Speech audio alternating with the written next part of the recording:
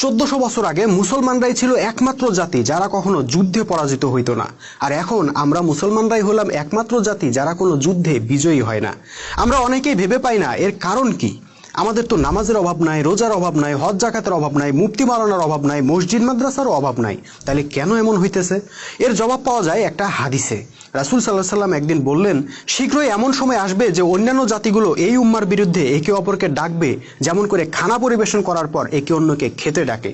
এ কথা শুনে সাহাবীরা জিজ্ঞেস করলেন, ইয়া রাসূলুল্লাহ, আমরা কি তখন সংখ্যায় এতই নগণ্য থাকবো? তিনি বললেন, না, তখন তোমরা সংখ্যায় অগণিত হবে, কিন্তু হবে স্রোতে ভেসে যাওয়া আবর্জনার মতো। আল্লাহ তোমাদের শত্রুর মন থেকে তোমাদের সম্পর্কে ভয় ভীতি উঠিয়ে নেবেন এবং তোমাদের হৃদয়ের মধ্যে দুর্বলতা নিক্ষেপ করবেন। কেউ একজন আবার প্রশ্ন করলেন, ইয়া রাসূলুল্লাহ, এই দুর্বলতার কারণ কি হবে? তিনি জবাব দিলেন, দুনিয়ার প্রতি ভালোবাসা ও মৃত্যুর প্রতি ভয়। বন্ধুরা, এই হাদিসের সাথে আজকে দুনিয়াময় মায়ের খাইতে থাকা মুসলমানদের বৈশিষ্ট্য খেয়াল করে দেখেন, হুবহু মিলে যাবে। সাহাবীরা দুনিয়াকে ভয় পাইতেন আর শাহাদাতের জন্য ব্যাকুল হয়ে থাকতেন। আমরা ঠিক তার বিপরীত, মৃত্যুকে ভয় পাই আর দুনিয়ার জন্য ব্যাকুল হয়ে থাকি। তাই ফলাফলও বিপরীত। সাহাবীরা অল্প সংখ্যক হয়ে অধিক সংখ্যক শত্রুকে পরাজিত করতেন, আর আমরা মাত্র 1 কোটি ইহুদি জাতির মার খাচ্ছি 180 কোটি মুসলমান।